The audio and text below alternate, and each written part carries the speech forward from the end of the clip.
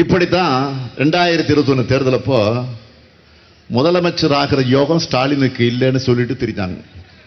சொன்னாங்கல்ல, கட்டம் சரியில்லை சொன்னாங்கல்ல. யோகத்தினமே சும்மா இருப்பவனா இந்த ஸ்டாலின்? அதிர்ஷ்டம் இல்லைன்னு அழுத்துக் கொள்பவனா இந்த ஸ்டாலின்?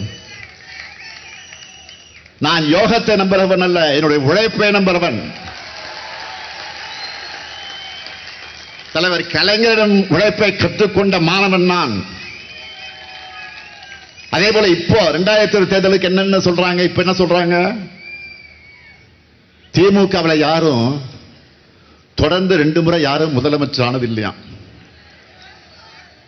போன முறை நீங்க சொன்னதை உடைச்சு நான் முதலமைச்சர் ஆன, 2வது முறை இல்லைன்னு சொல்றாங்கல்ல, அதையும் உடைக்கிறேன் பாருங்க. என் உயிரோடு கலந்திருக்கக்கூடிய தலைவர் கலைஞருடைய அன்பு உடன்பிறப்புகள் இருக்காங்க, மக்கள் நம்பக்கம் இருக்காங்க.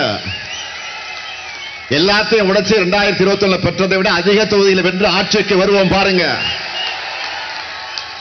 எதிரிகள் வெட்டிக்கதை பேசிட்டு கனவு கண்டுட்டு இருக்காங்க. நாம தமிழ்நாட்டை முன்னேற்றுகிற கனவை காண்போம். 10 ஆண்டுகள் தொடர்ந்து ஆளும் வாய்ப்பு திமுகவுக்கு கிடைச்சா